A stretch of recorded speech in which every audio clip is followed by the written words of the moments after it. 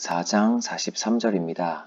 이틀이 지남에 수가성에서 이틀 동안 머무르시고 떠나셨다라는 장면을 우리는 앞선 40절에서 거기서 이틀을 유하심에라는 메시지를 읽은 적이 있습니다. 여기에서 이틀이 지나고 예수께서 거기 수가성을 의미하죠. 수가성을 떠나 갈릴리로 가시면서 친히 증언하시기를 친히 말씀을 하셨어요. 뭐라고 말씀하셨냐면 선지자가 고향에서는 높임을 받지 못한다 라고 증언을 하셨습니다. 이 부분을 좀 더 자세하게 이해하기 위해서는 누가복음 4장의 에피소드를 한번 읽어보시면 좋습니다. 누가복음 4장 후반 부분에서는요, 예수님께서 갈릴리 지역 회당에서 말씀을 풀이해 주시고 또 이 군중들에게 설명을 해주는 장면이 나오는데요. 사람들이 그 말씀을 풀이해 주시는 그 장면에서 예수님을 많이 따라요. 굉장히 놀라운 해석들을 해주셨었던 것 같습니다. 그곳에서 예언자 이사야의 책을 건네받으시고 책을 펴서 이렇게 기록된 것을 찾아 읽으셨습니다. 이렇게 나오거든요. 17절에요. 18절에 주의 성령이 내게 임하셨으니 이는 가난한 자에게 복음을 전하게 하시려고 내게 기름을 부으시고 나를 보내사 포로된 자에게 자유를 눈먼 자에게 다시 보게 함을 전파하며 눌린 자를 자유롭게 하고 주의 은혜의 해를 전파하게 하려 하심이라 라고 이사야의 말을 가르치시거든요. 그런 다음에 책을 덮고 거기에 회당에 모여있는 자들에게 이렇게 말해요. 이 글이 오늘 너희 귀에 응하였느니라. 이렇게 말씀하십니다. 그러니까 이 글에 예언되어 있는 사람이 바로 나다라는 의미죠. 그런데 사람들이 웅성웅성거려요. 22절에 보면은 이 사람은 그저 요셉의 아들 아니냐? 이렇게 비아냥을 조금 거리고요. 그때 23절 예수님께서는 의사놈아 네 자신의 병이나 고쳐라 라는 속담을 인용하여서 너희들은 내게 말하는구나. 가버나움에서 행한 기적을 우리한테도 한번 보여줘봐 라고 표적을 요구합니다. 그때 예수님께서 24절에 진실로 진실로 이르노니 선지자가 고향에서는 환영을 받는 자가 없느니라 이렇게 선포를 하세요. 그 다음에 뭐라고 말씀하시냐면은 엘리야와 엘리사 선지자의 예를 드십니다. 여기 이 에피소드가 그 사렙다의 한 과부, 그 다음에 수리아 사람 나아만 이렇게 두 명의 그 이방인을 그 도와주는 선지자의 에피소드를 이야기하거든요. 이 의미는 믿음이 없는 유대인들의 불신앙을 책망하는 장면이에요. 이게 무슨 말이냐 하면 예수님의 고향인 나사렛 그 마을 사람들은 예수님을 그 순전한 믿음의 눈으로 보지 못하고 오직 육신의 눈으로 본다라는 메시아이셨던 예수를 얕잡아보고 배척했었던 것을 지적하시는 말씀을 하세요. 그래서 여기에 있었던 이 회중에 있었던 사람들이 예수님을 내쫓거든요. 이 장면을 오버랩 시킵니다. 이 요한복음 44장에 선지자가 고향에서 높임받지 못한다라고 하는 말이요. 그럼 조금 더 단도직입적으로 요약을 하면요. 선지자는 고향에서 높임을 받지 못한다라는 것은 그 이유가 뭐냐 하면 예수 그리스도께서는 유대인의 왕으로 나오셨지만 유대인들이 그들을 배척했죠. 그 유대인들의 우둔함을 압축적으로 설명하고 있는 부분입니다. 예수 그리스도는 유대인들에겐 배척받았고 그 배척받아 버려진 돌이 건축자가 버린 돌이 바로 이방인에게서는 메시아로서 받아들여진다라는 것을 이야기하는 장면이라는 거죠.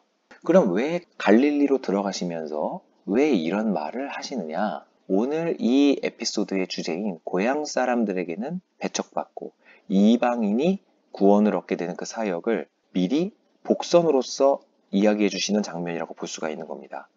그럼 그 이야기가 뭔지 살펴보겠습니다. 갈릴리에 이르셨어요.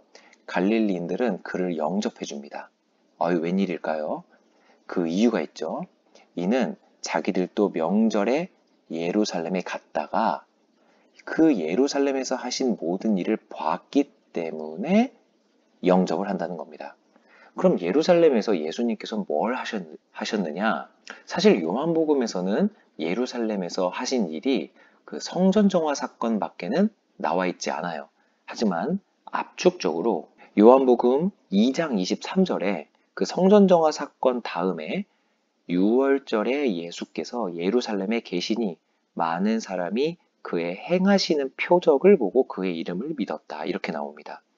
분명히 예수님께서는요, 예루살렘에서 이렇게 환전하는 사람들의 상을 뒤엎고 장사하는 사람들을 내쫓으시는 그 사건 이후 디테일하게 언급되지는 않았지만 수많은 표적들을 행하셨을 거라고 생각이 들어집니다. 그리고 그 중에 병든 자를 고치는 이적들을 좀 행하셨던 걸로 추측해 볼 수가 있어요. 왜냐하면은 이 46절부터 나오는 왕의 신하가 이제 등장하는데요. 이 왕의 신하의 아들이 가버나움에 있는데 그 가버나움에서 병들어 있다라고 찾아오거든요. 그래서 이 병을 고쳐달라고 부탁을 합니다. 왜 예수님께 이 먼 길을 와서 자신의 아들을 고쳐달라고 할까요? 왜냐하면 예루살렘에서 계실 때 많은 표적을 행하셨더라라고 하는 이 요한복음 2장 23절의 그 표적 중에 병든 자를 고쳤다라는 것을 우리는 좀 추측해 볼 수 있다라는 것이죠. 그럼 46절에 예수께서 다시 갈릴리 가나에 이르셨어요. 이 가나는 전에 물로 포도주를 만드신 곳이다. 여기서 포도주를 마시고 즐겼었던 자들은 그 결혼식의 하객들이었죠. 이 장면은 바이블 캐스터 지난 그 가나의 혼인잔치 에피소드를 다시 보시면 좀 도움을 얻으실 수 있으실 겁니다. 거기 가나에 가셨는데 그곳에 왕의 신하가 있고요. 그의 아들이 가버나움이라는 곳에서 병들었다. 그래서 그가 예수께서 유대로부터 갈릴리로 오셨다는 것을 듣고 가서 청합니다. 뭐라고 청하냐면요. 내려와 주소서. 그리고 내 아들의 병을 고쳐주소서. 라고 합니다. 여기에서 먼 길을 찾아온 왕의 신하의 무지함을 볼 수가 있습니다. 왜냐하면은 예수님에게 어떤 것을 요청을 합니다. 바로 자신의 아들에게 함께 가달라고 부탁을 한다는 거예요. 내려와 주십시오. 그리고 내 아들 좀 봐주십시오. 그리고 내 아들의 머리에 손을 대서 좀 고쳐주십시오. 뭐 이런 요구를 했다는 거예요. 그리고 그가 거의 죽게 되었음입니다. 이렇게 간절하게 요청을 합니다. 그리고 여기에서 알 수 있는 것은 왕의 신하가 예수님이라는 이 미천한 신분자에게 와서 이렇게 부탁을 한다는 것 자체가 굉장히 간절함, 모든 것을 내려놨다라는 것이죠. 그리고 수많은 군중들로부터 둘러싸여 있었던 예수님께 이 왕의 신하라는 신분으로서 와서 이렇게 간절하게 부탁했다라는 것 자체가 자신의 자존심 따위는 내려놨다라는 것을 의미합니다. 가난한 심령을 상징해요. 여기서 우리들은 이 결말을 예측해 볼 수가 있겠죠. 자신의 모든 것을 내려놓고 자존심까지 내려놓고 가난한 심령이 된 간절한 자를 우리 예수 그리스도께서는 결코 그냥 지나치지 않으십니다. 그리고 여기에서 왕의 아들이라는 것은 헤롯 대왕의 신하라는 것으로 알 수 있어요. 그 헤롯 대왕의 신하는 역시 유대인이 아닌 이방인이었을 거라고 거의 추측해 볼 수가 있습니다. 바로 이 부분과 맞아떨어지게 되는 거죠. 선지자가 고향 땅에서는 높임을 받지 못한다 라는 부분이 여기에서 슬슬 그림이 그려지기 시작되고 있는 겁니다. 밑그림이 그려지고 있다는 것이죠. 그런 다음 48절에 예수께서 이렇게 말씀하십니다. 너희는 표적과 기사를 보지 못하면 도무지 믿지 않는구나. 이렇게요. 여기서 너희는 바로 누굴까요? 이 너희는요. 이 예수님을 둘러싸고 있는 수많은 고향의 군중들, 바로 예루살렘에서 행하셨던 표적들을 보고 쫓아다녔었던 이 예수님 주변에 있었던 헛된 것을 바란 고향 사람들을 보고 너희들은 표적과 기사를 보지 못하면 도무지 믿지 않는구나. 그리고 요 뒤에 이런 말이 있을 겁니다. 하지만 이 왕의 신하를 보아라. 이 왕의 신하는 이 간절함을 가지고 나를 찾아왔다. 이런 전제가 깔려 있다는 것이죠. 그리고 49절 무지하긴 하지만 가난한 마음으로 똘똘 뭉쳐있는 이 왕의 신하는 다시 한번 예수님에게 간절히 청합니다. 주님, 이 호칭 자체가 굉장히 간절한 상태라는 것을 알 수가 있죠. 왕의 신하라는 높은 직분의 이방인이 고작 총구석에 있었던 예수라는 유대인에게 주여라고 호칭을 하고 있는 장면입니다. 내 아이가 죽기 전에 내려와 주십시오. 간절히 호소하죠. 50절입니다. 예수께서 이렇게 말씀하십니다. 가라, 너의 아들은 살아있다. 이렇게 말씀을 하십니다. 여기서 살아있다라는 말의 원어의 의미를 보면요. 현재 동사입니다. 그래서 예수님이 말씀하시는 그 현재에 바로 살아난다라는 뜻이에요. 지금 살아서 이미 움직이고 있다라는 뜻이죠. 그런데 그 왕의 신하가 예수께서 하신 말씀을 믿어요. 그 말씀을 믿고 갑니다. 여기서 졸르지 않아요. 아, 그러지 마시고 저랑 같이 가버나움으로 내려가 주십시오. 이렇게 요청하지 않는다는 겁니다. 그 말씀을 믿고 간다라는 그 자체가 이 주변에서 그저 예수님의 표정만 기대하면서 쫓아다녔었던 이 고향 사람들과 대조적인 믿음의 차이가 보여진다는 것입니다. 그리고 51절이요. 내려가는 길에 그 종들이 왕의 신하와 만납니다. 자, 그럼 이 내려가는 길에 만났다라는 점을 조금 더 상상하기 편하게 배경 지식을 좀 설명해 드리면요. 지금 이곳은 가나였고요. 그리고 지금 이 종들은 가버나움이라는 곳에서 가나로 오는 길이었죠. 그리고 이 가나에서 이 왕의 신하는 가버나움으로 가는 길이었습니다. 이 중간지대에서 만났다는 건데요. 가나와 가버나움은 오늘날 기준으로 걸어서 9시간 길입니다. 그럼 오늘날에는 좀 도로가 잘 포장되어 있다라고 가정을 하고 과거에는 조금 더 걸린다고 생각을 해보면 10시간에서 플러스 알파 해서 11시간, 12시간쯤 걸어서 걸렸겠죠. 그러면은 지금 낮길을 시작한 때를 물어봤는데 어제 7시라고 해요. 여기서 7시는 유대 시간으로 오후 1시가 되겠죠. 그럼 어제 1시에 예수님에게 가라, 네 아들이 살아있다 라는 말을 들었겠죠. 그리고 1시에 다시 가버나움으로 살아난 아들을 만나고 싶어 출발했을 겁니다. 그런데 몇 시쯤 밤이 돼서 어두워졌을까요? 대략 한 6, 7시쯤 됐을 때 밤이 찾아왔겠죠. 그럼 중간에 어디에서 어쩔 수 없이 숙박을 했을 겁니다.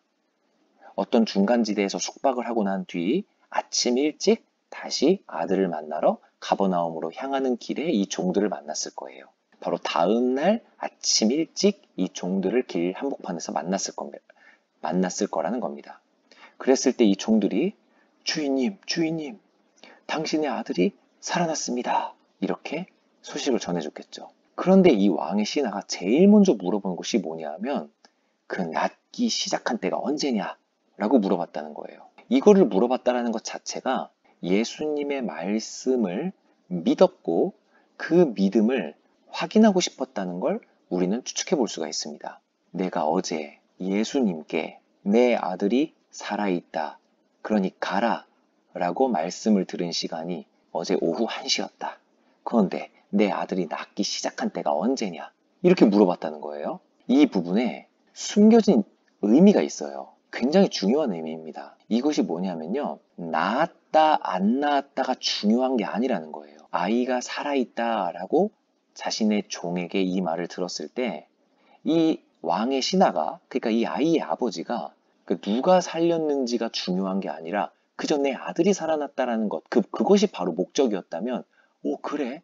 내 아들이 살아났다고? 아싸, 너무 좋다. 너무 좋아. 너무 다행이다. 이러고선 끝났을 겁니다. 근데 이 왕의 신하는 그래.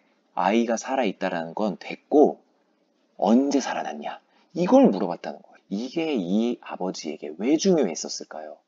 이 아버지에겐 이미 예수님에 대한 마음으로 똘똘 뭉쳐 있었다는 걸 알 수가 있어요. 이미 이자에게는 살아난 아들에 대한 마음보다는 예수 그리스도를 믿을 수 있는 자인가라는 그 확신만이 얻고 싶었다는 것이죠. 이미 이 에피소드의 메인 스토리는 아들이 살아났냐 안 살아났냐가 중요한 게 아닌 게 된 겁니다. 바로 예수가 살렸느냐 아니냐. 내가 그 말씀을 믿은 것이 그 예언이 성취가 됐느냐 안 됐느냐가 중요하다라는 거예요.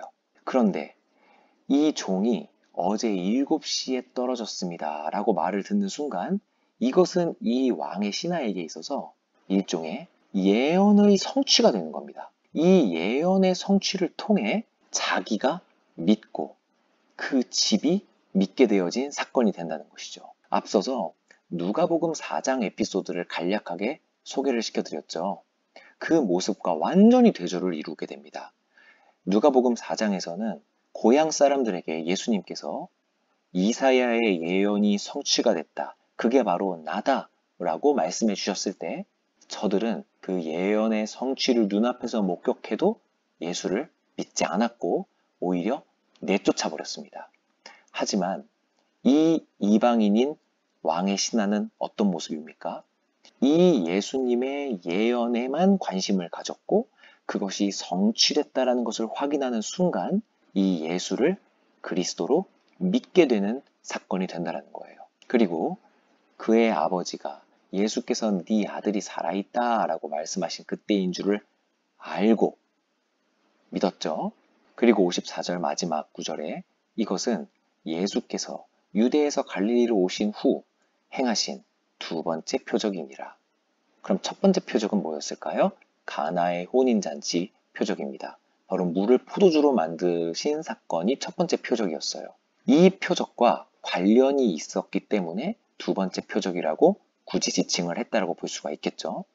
첫 번째 표적은 근거리 표적이라고 볼 수가 있습니다. 예수님과 함께 있었던 그 축제의 공간에 있었던 사람들이 예수님께서 제공하시는 그 포도주라는 기쁨을 함께 누렸었던 표적이었다는 거예요. 근데 이 두 번째 표적은 원거리 표적입니다.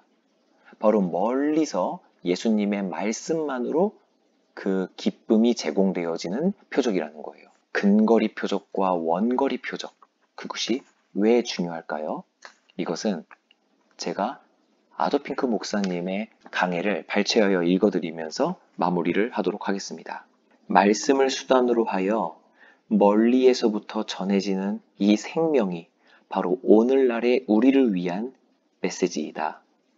만일 그리스도께서 그의 입에서 나온 말씀으로 상당한 거리에 떨어져 있는 이 죽어가는 소년을 낫게 하실 수 있었다면 오늘날 비록 하늘에 계실지라도 그의 말씀으로 오늘날 우리들에게 영생을 주실 수 있을 것이다. 거리는 그에게 있어 장벽이 되지 못한다. 이렇게 말씀을 하십니다. 오늘날 예수님과 2000년이라는 시간이 떨어져 있는 시대에 살고 있는 우리들에게도 이 원거리에서 예수 그리스도의 말씀만으로 살아난 이 왕의 신하의 아들, 이 에피소드가 주는 시사점이 굉장히 의미심장하지 않을 수 없습니다. 예수님의 말씀은 시간과 공간을 초월하여 유효합니다. 그 유효한 예수 그리스도의 음성이 우리들에게 들려질 때 우리들의 죽은 영혼은 어떤 공간과 시간과 환경 속에 있더라도 이 유대 땅을 거니셨던 예수 그리스도의 말씀은 우리들에게 미쳐질 것입니다.